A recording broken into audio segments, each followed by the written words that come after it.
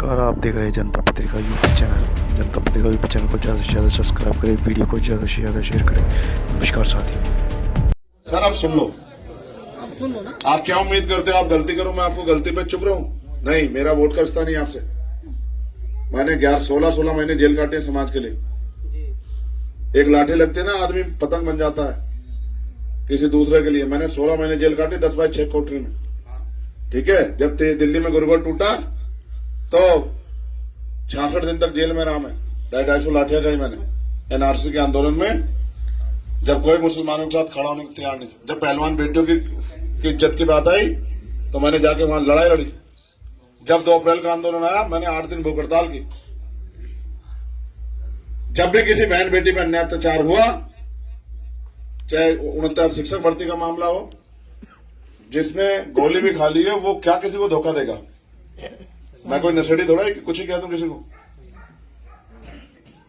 मैं तो पढ़ा लिखा वकील हूं, मेरे पास बहुत अवसर है। मैं भी आराम से घर में पढ़ के मैं गला क्यों खराब कर रहा हूं? घर में पढ़ के आराम से सुख सुविधा की राजनीति कर सकता हूं, लेकिन मैं सड़कों पर रात को 3-3 बजे धूल इसलिए फाँक रहा हूं क्योंकि आपके सुनने वाला कोई नहीं। चुनाव के बाद आपकी तरफ पलट के देखने वाला कोई नहीं। आप मरो या जियो, भूखे रहो, प्यासे रहो, फटे कपड़ों में रहो या गंदा पानी पियो, आपको किसी को कोई मतलब नहीं, किसी को फर्क नहीं पड़ता। यहाँ इस देश में अमीर कुत्ते भी बढ़िया गाड़ी में घूमते हैं। मालिक जो है उनको बढ़िया दूध पिलाता है, बढ़िया ब्रेड खिलाता है, बढ़िया बिस्कुट खिलाता है। बीमार हो जाते हैं अच्छे डॉक्टर के यहाँ ले जाता है। गर्मी लगती है तो एसी में रखता है, सर्दी लगती है तो हीटर लगाता है। आपके लिए कोई कुछ करता है क्या? आपको लोग जानवर से भी कम आंकते हैं। ये मेरे दिल में दर्द उठा हुआ है और बीमार भी आजाद समाज पार्टी के लोगों में जो आपके आंसू नहीं देख पा रहे हैं, इसलिए गली गली घूम घूम के समाज को जागरूक कर रहे हैं। बाबा साहब ने अगर ये प्रयास ना किया होता तो आज कुर्सी बैठ जाते क्या? ये कुर्सी ऐसे थोड़ा ही मिल गई, ये कपड़े पहनने का अधिकार ऐसे थोड़ा मिल गया।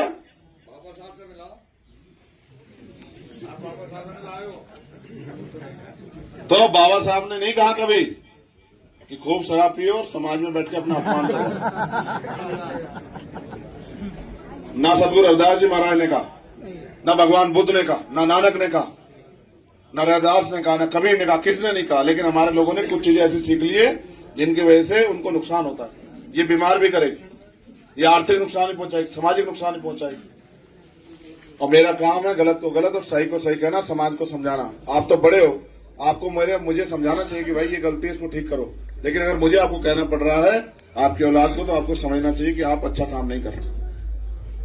ठीक है, वोट 19 तारीख खत्म हो जाएगी। मुझे 20 तारीख को भी इस लड़ाई को लड़ना है। मैं घर में नहीं बैठ सकता क्योंकि मेरी माओ बहनों को मेरी जरूरत है।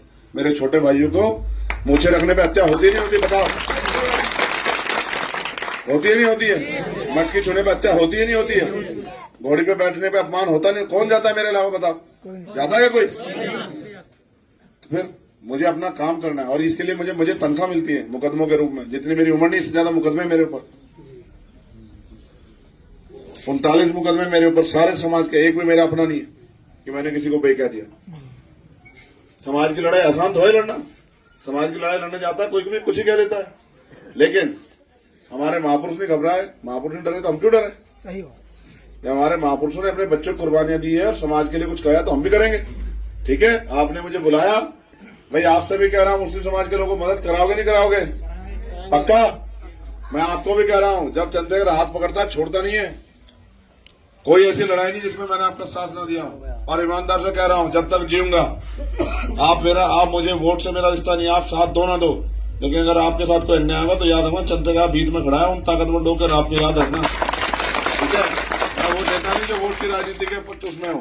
हम तो व्यवस्था परिवर्तन की लड़ाई लड़ रहे हैं कि देश में जाति के आधार पर जो शोषण होता है गरीबों के साथ बंद हो, धर्म के आधार पर जो शोषण होता है वो बंद, और जो आर्थिक आधार पर शोषण हो रहा है कि एक आदमी पे इतनी संपत्ति है कि उसको रखने की जगह नहीं और एक आदमी पे खाने को रोटी नहीं, है गैर बराबरी खत्म हो। जब देश आजाद हो, धनधरती राजपाट नहीं बटा, पैसे वाले लोग पैसे वाले रहे, गरीब गरीब रहा।